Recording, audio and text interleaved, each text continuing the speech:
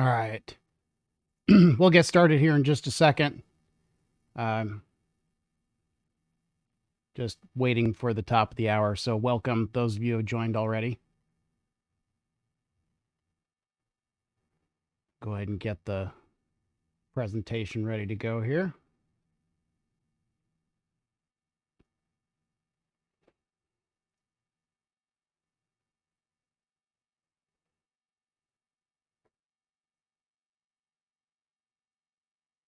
All right. So, we got a few people coming in.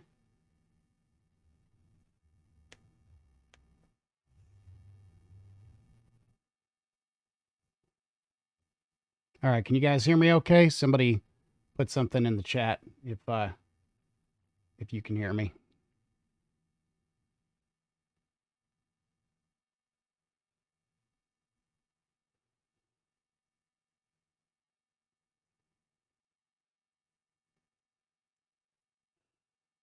All right. It's 8 o'clock. We're going to go ahead and begin.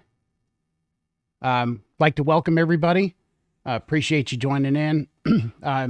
I've been participating on Facebook in a couple different groups and figured that I would go ahead and do a seminar and kind of talk about drift fishing for catfish. So just a little bit of background on myself.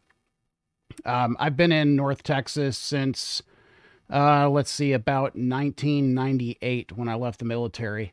And I've been fishing Lake Lavon, Lake Ray Hubbard, and Lake Tawakoni mostly. But the last several years, I've been almost exclusively fishing Lake Tawakoni.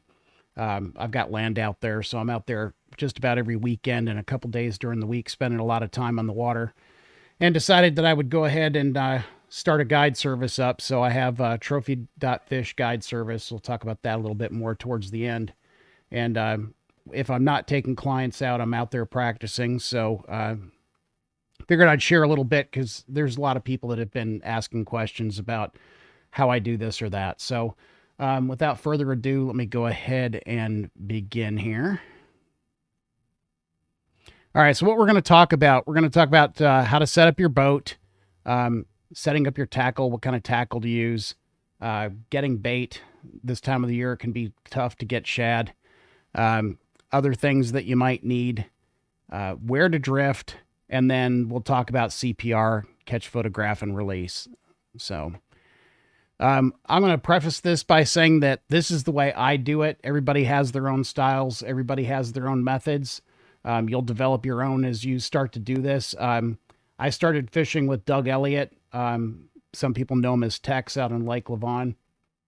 And that's where I kind of got addicted to catfishing, was starting with fishing with him. And I've been doing it ever since. So highly recommend Doug as a catfish guide too. All right, so let's go ahead and talk about setting up your boat. So one of the first things that I want to discuss is rod holders. There's tons and tons of different rod holders out there. The ones I prefer are the Be Ready rod holders. They come in different styles and different mounting methods, and that's the one thing I like about them is there's a lot of different ways that you can mount these things on your boat. You can get these T-risers that come up so that you can have them raised up. There's round rail mounts. There's mounts for pontoon boats, and there's mounts for kayaks, you name it. The thing I really like about these is that the rod goes in through the the rod butt comes in through the hole right here. So when you go to set the hook or you go to pick it up, even if it's a really big fish, it doesn't get locked into the holder. You can lift it up and you've got a lot of room to be able to move it. So these are really resilient. This price may or may not be current, but Ed Phillips is the guy to get a hold of at bereadies.com. He lives out in Lucas, Texas. You can go out there and visit his shop. Give him a call before you go because of COVID and stuff. Make sure he's going to be there. And he's got a lot of cool stuff. I also use Drift Masters. I have some spots on the pontoon boat where I can put some Drift Masters off the side. They're good too, and they're versatile. You can mount them tons of different ways, but there's many options out there. Just make sure whatever you get is really strong, because if you're drifting along and you've got 4 rods in one of these things and you come across a brush pile or something and your rods hang up while your boat's drifting backwards, it's going to put a lot of pressure on these things. So just make sure that you've got them secured well so that they don't pull out of your boat. Other thing I want to talk about is controlling your boat speed using, various devices. I just bought two of these recently after owning a couple others that were just pure crap. Um, these are 54-inch drift socks, and these, even when it's super cold outside, you can fold these up and put them away. Some of the cheaper ones, they get really stiff and they don't like to open once you get them in the water. These open every time, and then that yellow cord, when you pull that, it turns it, kind of upside down, and they dump really fast. So that's the thing I really like about these. So what I'll do is I will tie a rope to the end of this right here. I tie about 12 inches of rope, and then I put a float, like a boat bumper. And then on the other side of the boat bumper is another piece of rope that gets hooked up to the boat. That way you've got some stretch and stuff, but also if your knot comes untied, you don't lose your drift sock. And let's say you get a really big fish and you've got to go after them. You could theoretically just unclip both of those drift socks and let them float with the bumpers that are on there and come back and get them after you're done fighting that fish. If you've got, the new lake record on or whatever, and you feel compelled. I've seen other people use these big, like 10 to 12 foot wide pieces of material. It's like awning material, like you would put on a patio awning. And they put a bar down at the bottom, either fence post, or they put like PVC full of concrete, and they hang that off the side of their boat and let it hang down. It forms like a giant sail under the water, and it will really slow you down when the water's really rough. I prefer to drift with my nose into the wind, and I put two of these drift socks off the front of the boat, and it normally allows me to go pretty slow. I was out the other day and the winds were blowing 25 miles an hour, and I had to use a drag along with my drift socks. You can use your trolling motor too, just to kind of put some extra forward speed to control your boat speed. And that's where the drag weights come into play. So what I started doing that day to control my speed was I dropped my anchor down, and it's a big, giant, like 25-pound anchor. And I set it on the bottom, but I kept tension on it. I tied it off onto the rail so that it was dragging on the bottom so it wouldn't turn sideways and dig in. I wasn't trying to dig in. I was just letting it slide on the bottom so it would slow my boat down. And it worked really well. I caught quite a few fish that day, even in those really strong winds. And typically I like to drift at about 0.2 to 0.5 miles an hour. If I'm going faster than that, I'm not seeing rods bounce because I want to see that weight kind of bounce in the bottom. It's just a steady pull at that point. And you'll still catch some fish if you're going faster. Sometimes they like it going faster, and you'll have to experiment with going slower fast. Another idea I had for a drag weight, though, was to take a piece of PVC pipe and some caps, like maybe a 4-inch PVC pipe, fill it full of concrete, put an eye bolt in the end, and then you could put that on a rope down in the water and maybe even attach 2 or 3 of them, depending on how strong the wind is. But the idea is just to try to control your boat speed, whatever method it's going to take to do that. And every boat's going to be different, depending on the shape, or whether it's a pontoon boat or a V-hull or whatever. All right, so now let's talk about setting up your tackle. The line I use, I like the Berkley Big Game. It comes in a big spool, so you get a lot for your money. I like the high vis because what'll happen is you're out there catfishing, and sometimes a catfish will take it and he'll just start swimming sideways, or he starts swimming straight towards the boat. Big ones will do that especially. And if you're not paying attention, or if you can't see that line and see that it's going the wrong direction, that happened to me just the other day. The rod didn't move even once, but the line was going completely the wrong direction compared to the other line. So I knew there was a fish on there. There was no sense in even guessing. I just reeled until it went tight. And sure enough, there was like a 15-pound fish on there. So, and 25-pound, really, I haven't had a problem with anything heavier. The problem, if you go heavier, is that if you need to bust off because you're snagged on the bottom or something, it's a lot harder to break line heavier than 25-pound, or you'll have to cut it, and then you could end up losing a lot of line. So that's what I like to use. The rods that I have in my boat that I use are almost exclusively Pro Angler tackle rods.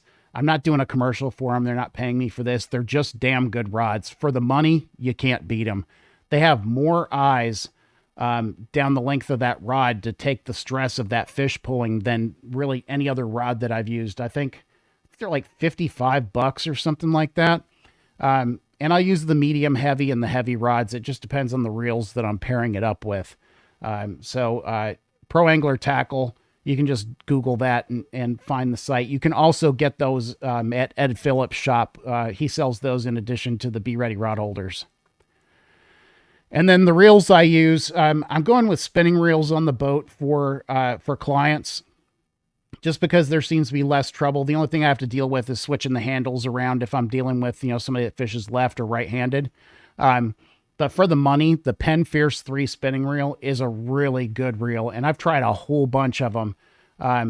There's some reels on Amazon called Sharkies. Those are good too, but they're really a knockoff of the Penn Fierce 3. So that's what I'm switching all of my spinning rods on my boat to. And then hooks, I go with circle hooks. That's all I use now for drift fishing. And the primary reason is that those fish are going to hook themselves. If you get a fish that wants that bait, he's going to jump on there and he's going to get that hook in the corner of his mouth, and it's real easy to get him off. Very rarely do I get a fish that's not hooked in the corner of the mouth or right in the mouth.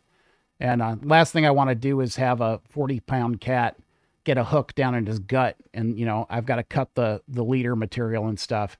And I keep a variety of circle hooks. Again, if you go on Amazon, you can get a big pack, a variety pack of circle hooks. And they come from China, but they're super sharp. And I just do that. And if I'm using big pieces of bait, I go the bigger hooks. Smaller bait, smaller hook. And it might depend on the fish that are biting at that time too. But I go with a pretty good size hook. I want to make sure that a lot of hook is exposed. When it comes to hooking the bait, what I'll do is if I cut a chunk, I'll just hook it in the corner of that chunk so that it's caught in the skin. Sometimes I use a fillet. If I get really big shad, I'll take that shad and fillet it out, and I'll cut it into strips. Because one of the rigs that I'm going to show you, the strips work really well. Sometimes I'll use a whole shad. If the shad I'm getting are only, like 4 inches long or something like that, I might put the whole one on there. And I'll cut a couple slits in the body just to let some of that scent release. So the size of my hook will vary. On one of my rods, at least, I always put a shad head on there because I swear big fish love to go for those shad heads. So if you've got a shad head that big on there, you're going to want a good size hook to pair it up with that. And then I'm going to talk about the rigs that I'm using. So I used to only use Carolina rigs. That's all I would put on there. And I'll go ahead and go to that slide. A Carolina rig, this is kind of a simplified view, and disregard the 3-ounce egg sinker. I don't usually use 3-ounce. I'll usually go anywhere between 1 ounce to 2 ounces, depending on the wind and how fast I'm drifting. But what I will do is I'll put a float or a bobber, an inline bobber on this rig, about a foot up from the bait, just to kind of float the bait up from the bottom a little bit. And you'd think that the catfish would see it, and I think they do, because sometimes I bring those things in and there's actually bite marks on the bobber where it looks like they tried to eat it. But it kind of helps keep that hook up off the bottom and keep that bait floating a little bit higher so that it kind of keeps it in the strike zone. But I grew up in Southern California and did a lot of saltwater fishing out there, and it got me to thinking that maybe I needed to try a different rig for catfishing. So the last couple of weekends, I've been using a dropper loop rig. And so the weights I'm using are just like this one right here. And the cool thing is that if you put a loop at the bottom of this dropper loop rig, you can take these weights off. So they're not sitting there banging against your rods and slapping around in the boat while you're in your truck or whatever, when you're done fishing. You can just take those weights off. And then the dropper loops, I don't put the loop through the eye and close it off. I actually put the hook inside of the dropper loop. So just go on Google and look up a dropper loop knot, because what you'll do is you'll put the hook at the bottom, you put your swivel at the top, and tie 2 dropper loops along that line. So I'm using like an 8-foot leader. On that 8-foot leader, I'll put my first dropper loop about 1.5 to 2 feet up from the weight, so it's off the bottom. And then the other one it's probably about 6 feet up. And the reason why I've started doing this is because as I'm drifting along, I'm watching these fish on live scope, and I'll see some of them on the bottom, but I'm seeing more of them suspended. They're anywhere from 2 to 10 feet off the bottom, just sitting there suspended underneath schools of shad that are above them. So if I'm dragging my bait along the bottom and the fish are suspended up higher, I think I'm missing a lot of fish because I'm not getting the bait in the strike zone. So my bite rate has gone up tremendously since I've started using this dropper loop rig. And I'll put about a 2 to 2.5 ounce weight on the bottom of this one. But give it a try. Just a little tip about tying the dropper loop rig. Put your circle hooks onto the line upside down, because when you tie the knot, they'll be facing right side up. So that way when the fish bites, the hook's facing upwards. Just a little tip the first time you try to tie it. I can tie this rig faster than I can a Carolina rig anyway, and I don't have to use bobber stops or anything along those lines. All right. So let's talk about getting bait. Where to find shad, what size, how to cut it, storing it for later, and then some alternatives. So where to find shad. So that is probably one of the trickiest parts of wintertime catfishing, is getting bait. So you can buy them from people. Kerry, he sells bait. He's got a bait license, and he'll meet you and sell them to. I know there's other people selling bait too. But if you want to go out there and get it yourself, I usually go the day before or the evening before. And if you're fishing on Lake Tawakoni, it's pretty easy. The 751 bridge, you go out there, you'll find bait. There's big, deep holes and channels there, and just use your graph. You'll see the bait on the graph. The problem with like at 751 is there's a ton of catfish in there, like baby catfish, and they'll get all up in your net. But no matter what lake you're on, you can find shad if you just go by the bridges. Boat ramps, they love to hang out at the end of boat ramps. I think they eat the algae and stuff that grows off the end of it. Deep holes, just look on your map, on your sonar, and look for drop-offs, look for holes, and just keep your eyes open, because you'll see them on the graph. And then the creek and river channels, you'll see them sometimes in the channel, sometimes on the sides of the channel, but those are all good places to look for shad. All right, how to catch them. Wintertime, get a taped net. If you don't know what that is, a taped net is a cast net that you put a line of duct tape around the outside bottom towards the weight. So I usually go about, I don't know, about an 1.5 inches, 2 inches above the weights, and you put a row of duct tape all the way around on the inside and all the way around the outside, so it's sandwiched together.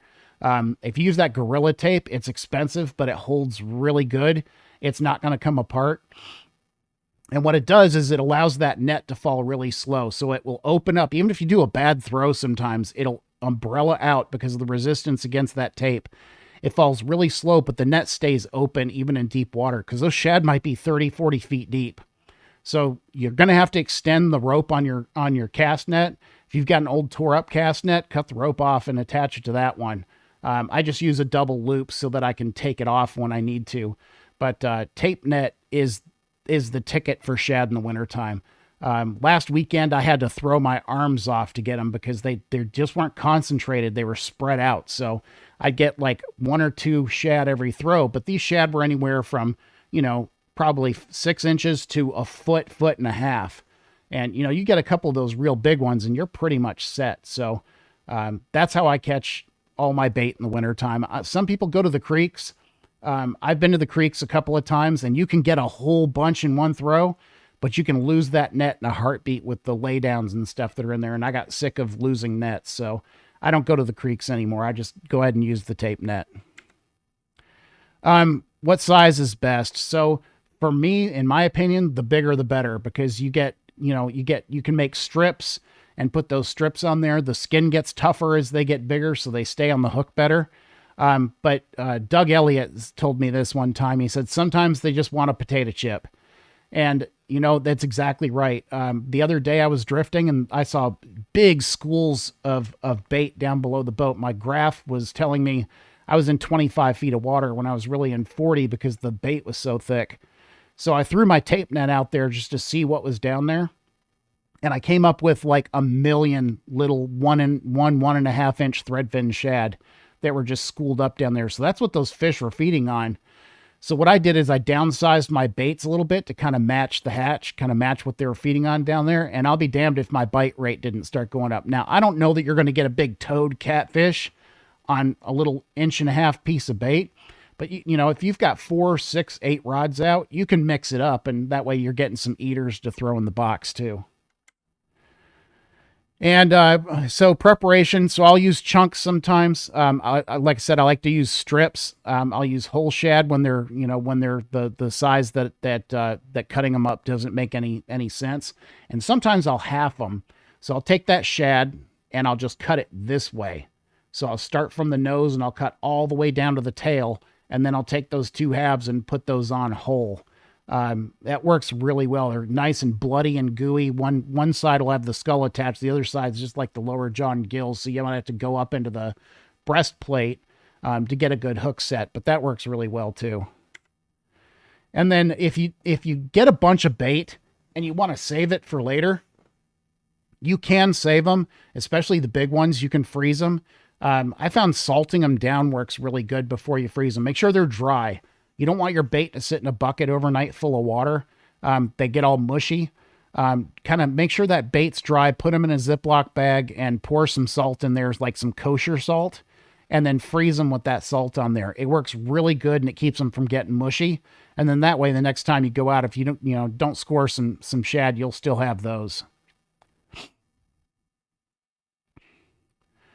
All right, so let's talk about shad alternatives. So Fiesta Grocery Store is your shad alternative grocery store. They have all kinds of fish there, but the one thing they sell that works really good for catfish, sometimes better than shad, sometimes not, but it stays on the hook like you wouldn't believe because the skin is so tough, is buffalo. So at Fiesta, they'll have the whole buffalo laying out in the cabinet.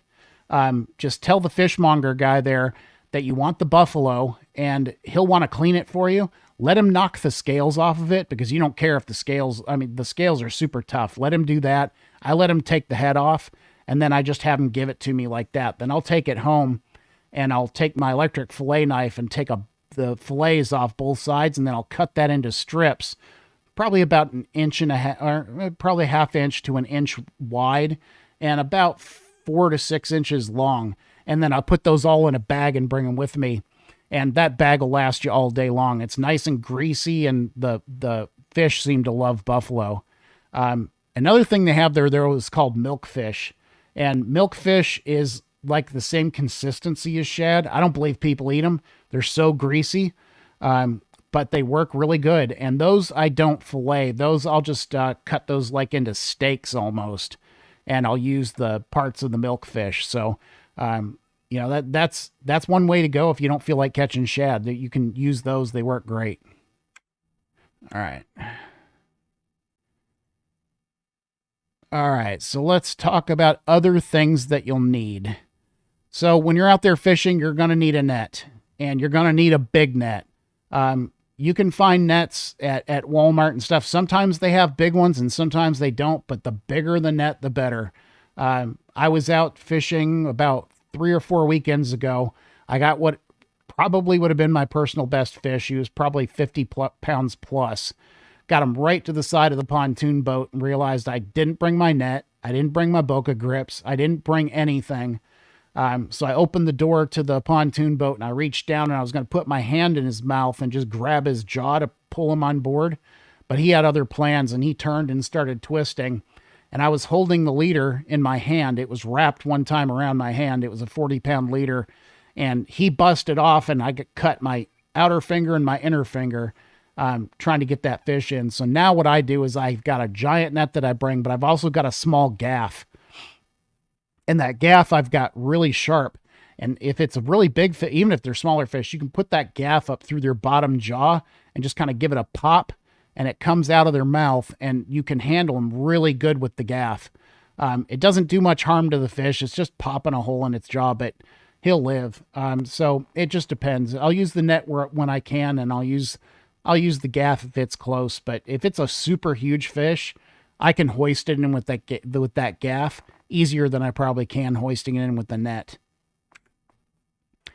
Scales, you want to have some scales that go to 100 pounds. Go onto Amazon and look. There's a ton of them on there, but put them in some place that they'll stay dry, because I've gone through so many of these things because they start to rust, like where the battery compartment and stuff is. So put them like in a Ziploc or something when you're not using them. Pliers, make sure you've got a good set of pliers. They'll get that hook jammed up in their jaw, and sometimes it's really hard to get those circle hooks out. So make sure you've got a good pair of pliers on the boat. Make sure your knife is super sharp for cutting the bait too. I keep my knife razor sharp. It just makes that job of cutting your bait up so much faster and easier. And then rope for your drift socks and your drag weights. I always keep some extra rope on board, because sometimes I've got to, like I did with dragging the anchor that day, I kind of had to make a custom thing to be able to drag it down. So I always make sure I've got extra rope on board. All right, so where to drift. So what I usually do is the night before, I'll look at the weather. I use the Dark Skies app on my iPhone, and I'll look and see what direction the wind is going to be blowing from, and how fast it's going to be blowing. Because if it's going to be blowing 25 miles an hour from the west, chances are pretty good I'm going to be fishing on the west banks. So if I'm going to be restricted to the west banks, I want to take a look at those west banks on my graph, and I want to have a plan of where I'm going to go. As I'm hugging those west banks heading out to the spots, I make sure to keep my eyes on my graph, because if I start seeing a ton of bait on the graph, I'm going to slow down. I'm going to look, and I'm going to see, are there any fish in there with that bait? And you'll see the fish on the bottom or suspended up and maybe even on top as they're going through there. So I've stopped more than once on my way to my fishing hole because I saw so much bait. I figured there had to be some fish there. So always have a plan before you go out. It really helps instead of just winging it.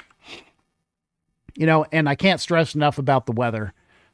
You got to pay attention to the wind and see what direction it's going to be blowing from, because Tawakoni, most of the time the wind is from the north or it's from the south, and Tawakoni being a north-south lake, it can be a bear out there. That lake can turn evil really, really fast. So keep an eye on the weather.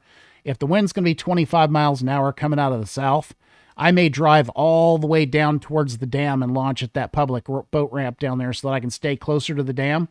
And then as I'm drifting backwards, I'll have some areas with some protected water. And then when it starts to get to the point where it's just too damn rough, I'll just go ahead and motor back up, and I'll start another drift, and I'll just work my way. I'll work my way from west to east, and I'll try another drift. I'll try another drift, and I'll try another drift. So keep the wind in mind.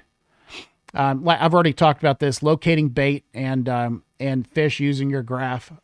Don't just stop and drift where the bottom of the lake looks like the surface of the moon. There's no contour lines. There's nothing. And then you get out there and there's no fish and there's no bait, because it is the surface of the moon. There's like nothing that's attracting those fish there. I usually go where there's going to be some drop-offs, some humps, some structure, because catfish will relate to structure just like any other fish does, and so does the bait. So if the bait's not there, the fish isn't there, I'm not going to fish there. I'm going to use the graph to find the bait and to find big schools of bait. And, again, structure. Structure can be tricky because there are places on the lakes where you drop down these catfish rigs and instantly your rods just start bouncing like crazy because they're getting caught up on stuff on the bottom. It can be good and it can be bad. I call those sticky spots, because my rods are sticking as they go through. Now, if I'm using the dropper loop rig, that weight pulls loose most of the time because my hooks are up higher, so I don't have to worry about the hooks getting snagged. And quite a few times there will be fish in those sticky spots, but sometimes if you just start losing rigs one right after the other, well, keep that area in mind and just don't fish in that particular spot again. Time on the water, you're going to learn spots you can drift and spots you can't. Obviously, you're not going to go to the timber on the east side of the lake and drift through the timber. It wouldn't be good, but you can get near the timber if the wind is coming like out of the east and then drift your way back through it, because there's a lot of fish back in that tall timber on the east side of the lake. I fish there in the summertime, and I'll still fish and throw some still lines out in that timber, and there's a lot of good sized fish in there. But you know, when you're drifting, that's not the place you want to be. So let me go back. Yeah. All right, so let's talk about CPR, catch, photograph, and release. And everybody has their own opinion on this. I don't care what your opinion is. I don't care what you do. You do whatever your conscience allows for. I'm just telling you what I do. I'll keep some for dinner. I don't have a problem keeping a catfish. I usually keep them 10 pounds or less. The only kind of catfish that I'll keep if I get one bigger than 10 pounds is a flathead cat. I don't get many of them. But if I get a nice big 30, 40 pound flathead cat, he's going home because he's damn good eating. I typically don't care for blues that are over 10 pounds. And I just want to protect those. I want to protect those the breeders and let those big ones go. And if you're fishing Tawakoni, just pay special attention, because there are size restrictions on the numbers of fish that you can catch over a certain size. And anyway, check the regulations, because if you're walking out of there with, 30, 40 pound fish, you might be breaking the law if you've got more than just a few of them. Deep water fish. So when you bring fish out of 30, 40, 50 feet of water, when you bring them up, their bellies are going to look giant because the swim bladder is blown way up. Some people have said that as long as you release them really quick, they'll go straight down. And that's kind of been my experience, but sometimes they don't. Sometimes they'll float. If they float, grab that fish, get him back in the boat, and right behind the side fin, the pectoral fin, if you take the tip of your fillet knife and just poke in a little bit, you'll hear, and just far enough that you'll hear air escape. You're just popping a hole in that swim bladder. Give that belly a little bit of a squeeze, and you'll hear the air coming out of that hole, and then just release that fish. They'll be fine. That works for just about any fish. We did that with bull reds down in Galveston. You pull them out of that deep water and you throw them back in, and they just float belly up. You pop that air bladder, release that air, they go straight back down. Some people use like hypodermic needles and stick that in there and release it. I've seen some people put a piece of PVC pipe down in their mouth, but I don't know that that's connected to the swim bladder, so I don't know that much about that method, but the fillet knife works every time. Was that it? I think that was it. All right, so I appreciate you guys joining and listen to me talk. I'll look here in a minute and see if there's any questions or anything. But please like and subscribe to the channel. If you want to book a trip with me, you can look me up on Facebook. Just search for @trophy.fish guide. You could also go to my website, trophy.fish.